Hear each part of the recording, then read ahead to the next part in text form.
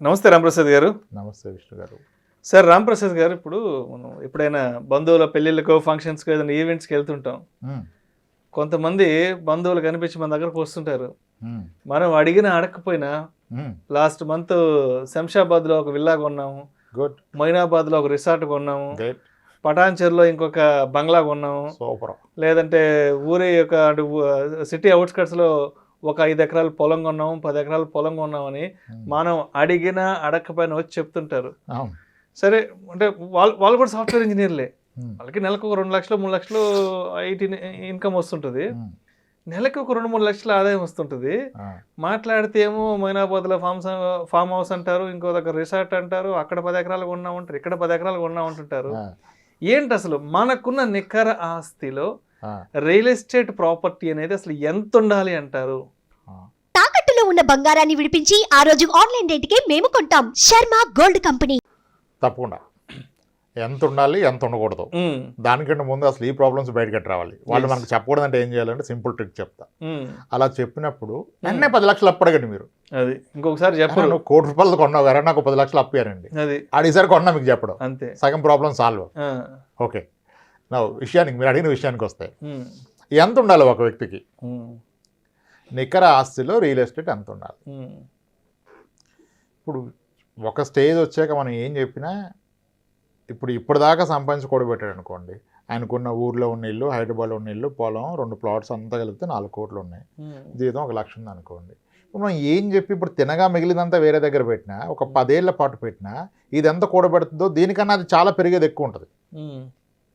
You will never match. అంత easy కాదు real estate ఇంత ఉండాలని చెప్పడం. ఎందుకంటే ఆల్రెడీ ఉన్నది తరాల నుంచి వచ్చేది, తండ్రి నుంచి తాత నుంచి వచ్చేదే చాలా ఉంటుంది కదా, ఇదంతా కూడబెట్టలేడు. నేను ఒక సింపుల్ పాయింట్ ఏం చెప్పానంటే, just simple point, not standard కాదు. ఒక వ్యక్తికి తనకున్న పూర్తి ఆస్తిలో సగానికి మించి రియల్ ఎస్టేట్ ఉండకూడదు. ఈ ఒక్క రూల్ ఫాలో అయితే జీవితం అద్భుతంగా ఉంటుంది. ఏమీ లేడు ఆనందం, వాడికి ఏమున్నా ఓకే, అసలు నాకు ఏమీ లేదంటే టెన్షనే లేదు. బట్ మీకంటూ ఆస్తులు ఉంటే మీ ఆస్తుల్లో 50%కి పైగా రియల్ ఎస్టేట్ పెట్టుకోవద్దు. స్థలాలు కానీ, పొలాలు కానీ, ఇల్లు కానీ, ఏదైనా కానీ. అదేంటి సార్ మీరు ఇలా మాట్లాడతారు అంటే, ఇప్పుడు ఇవన్నీ ఇల్లిక్విడ్ అసెట్స్ కదా.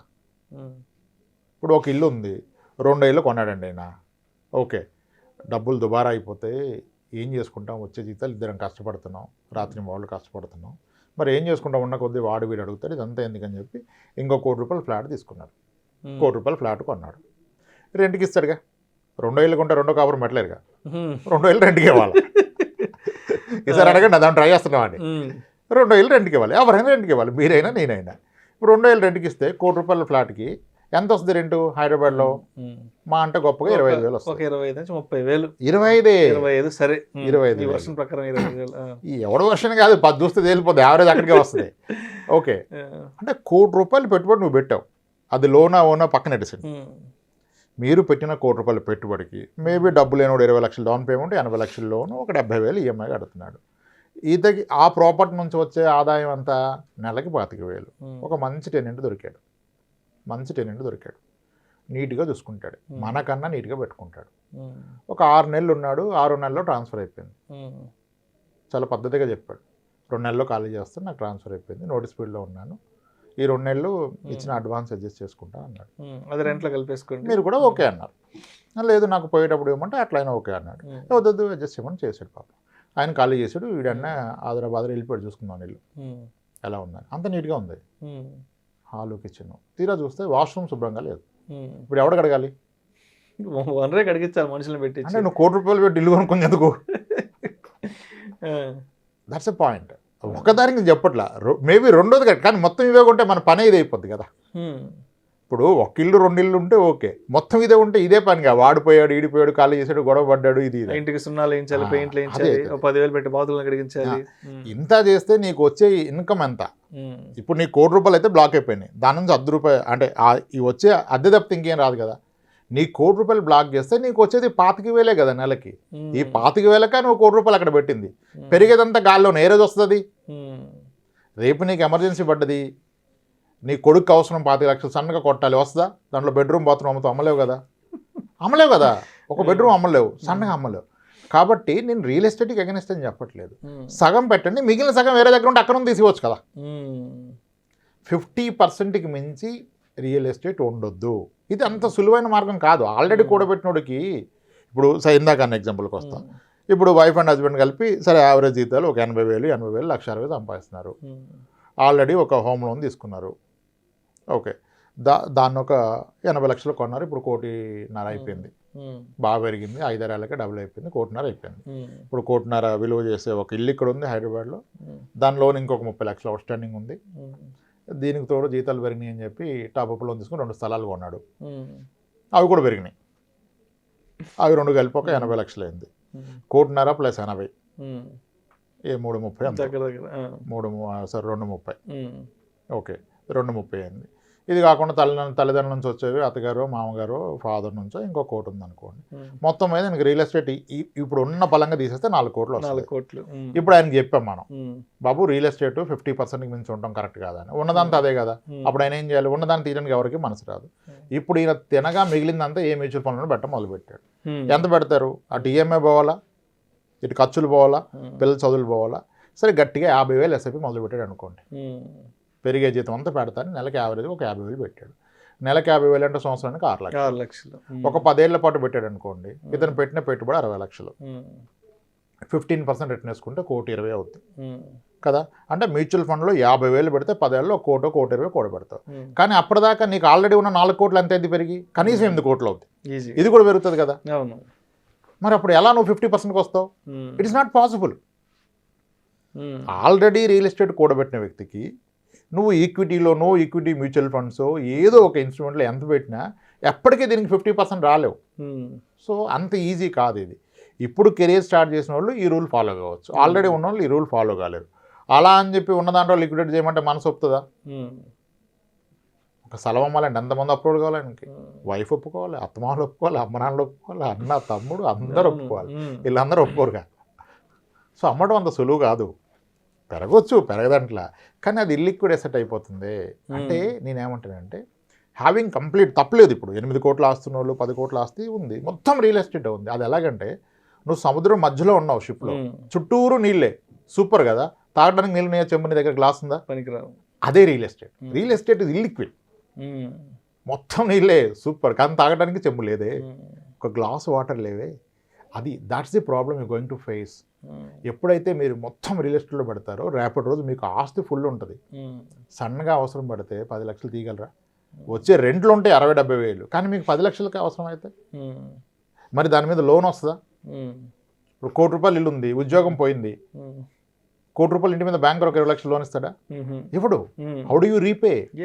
జాబ్ లేదు కదా, సర్వీసింగ్ ఎలా చేస్తావు నువ్వు? ఇన్కమ్ లేదు కదా.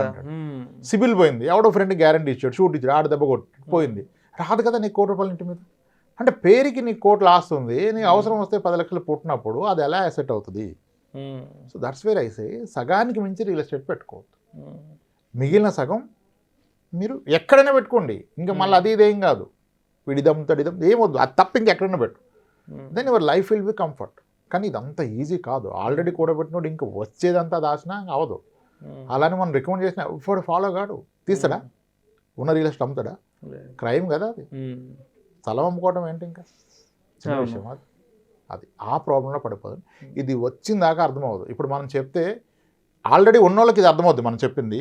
లేనివాడికి అర్థమవుతుంది. ఇలా అంటారేంటి, అది బాగా పెరుగుతుంది, మీకేం తెలుసు అంటాడు. ప్రాబ్లం వల్ల దిగినోడికే కదా దిగినోడు జడ్జిమెంట్ ఇస్తే ఓకే, లేనివాడు జడ్జిమెంట్ ఇస్తాడు. మన ఇప్పుడు నీకేమైనా మాటలు చెప్తా రాంప్రసాద్, మనం పోయినసారి అన్నాం కదా అపార్ట్మెంట్ ఎప్పుడు డిప్రిషియేషన్ కాదని. ఎవరు చెప్పారు? అసలు ఎవడు కొన్నదంతా ఇప్పటిదాకా కొన్నోళ్ళు మంచి కామెంట్స్ పెట్టారు. ఒకతను పెట్టాడు ముంబైలో 5 లక్షలు కొంటే, అంటే వాళ్ళు లైవ్ ఎక్స్పీరియన్స్ అవుతున్నారు కదా. నిన్న కూడా ఒక ఆయన మాడుతున్నా, శ్రీరామ్ కాలనీలో 93లో కొన్నానండి, 3 లక్షలకి ఫ్లాట్ అన్నాడు. ఇప్పుడు ఎంత ఉంది సార్ అన్న? 68 లక్షలు 70 లక్షలకి ఈజీ పోతుంది సార్, రెంట్ 22,000 వస్తుంది సార్ అన్నాడు. మరి ఎక్కడుంది డిప్రిషియేషన్? ఇప్పుడు ఆయన కొని 30 ఏళ్ళు అయింది, మనమేమో డిప్రిషియేషన్ ఉందని మాడుతున్నాం. డిప్రిషియేషన్ లేదే. అంటే ఎక్స్పీరియన్స్ అవున వాళ్ళు ఇచ్చేది జడ్జిమెంట్ రాంగ్, కానీ వీళ్ళే ఇస్తారు. అయిన వాళ్ళు సైలెంట్గా ఉంటారు. ఇప్పుడు ఎక్కువ రియల్ ఎస్టేట్ ఉంటే ప్రాబ్లం అంటే మీ మొహంలో మీకేం తెలుసు అంటారు. ఉన్నోడు తెలుస్తుంది అదేంటో, దిగినోడికి తెలుసు. అది దిగిన వాళ్ళకి తెలుసు. ఎంతమంది పెళ్లి సన్నగా కుదిరితే స్థలాలు అమ్మలేక పొలాలు అమ్మలేక తల పట్టుకొని కూర్చుంటారు. అవును సార్. తల పట్టుకుని కూర్చున్నారు, అరే అనుకున్నాం కానీ వెళ్ళిపోతున్నారంట, యూఎస్ వెళ్ళిపోతారు వాళ్ళంతా 1 month అన్నారు, ఎక్కడ పేపర్లు పెడితే అది పెడితే అవసరమా? ఎప్పుడు మొత్తం అదే ఉంటాయి, ఒక సగం వేరే దగ్గర ఉంటే తీసుకోవచ్చుగా. బ్యాంక్ కంపెనీస్ బ్రేక్ చేయొచ్చు, మ్యూచువల్ ఫండ్స్ బ్రేక్ చేయొచ్చు, ఎక్కడ ఎవరికైనా ఇచ్చిన బ్రేక్, పోస్ట్ ఆఫీస్లో వేసుకున్న ఏదైనా బ్రేక్ ఆ టైంకి తెచ్చుకోవచ్చు, ఒక గంటలో అయిపోద్ది పని. అది నేను అనేది. సో సగానికి రియల్ ఎస్టేట్ మించొద్దు అనే రూల్ ఫాలో అయితే లైఫ్ విల్ బి కంఫర్ట్. మనోళ్ళు ఏం చేస్తున్నారు, దీన్ని వదిలేస్తాడు వీడు, కొత్తగా పెట్టే మ్యూచువల్ ఫండ్ ఎస్ఐపిలో మొత్తం ఈక్విటీ పెడితే రిస్క్ కదా, ఎంత డెట్ పెట్టాలంటాడు. ఎంత డెట్ పెట్టాలి అంటే మొత్తం ఈక్విటీ పెట్టాలి, మొత్తం ఈక్విటీ పెట్టినా నీకు ఉన్నదంతా డెట్టేగా. నీకు 5 కోట్లు నీ ఓవరాల్ పోర్ట్ఫోలియోలో అలొకేషన్ ఇది, నువ్వు పెడుతున్న 10,000లో అలొకేషన్ కాదు. అసలు 10,000 పెడితే నువ్వు ఛాన్స్ కలిగేది ఏం లేదు అక్కడ. కానీ ఈ 4 కోట్లు ఆస్తుండి 15,000 ఎస్ఐపి స్టార్ట్ చేసిన వ్యక్తి వీడియోలు సర్చ్ చేస్తున్నాడు, డెట్ ఎంత ఈక్విటీ ఎంత, డెట్ అండ్ ఈక్విటీ అలొకేషన్ చేయాలి కదా అంటాడు.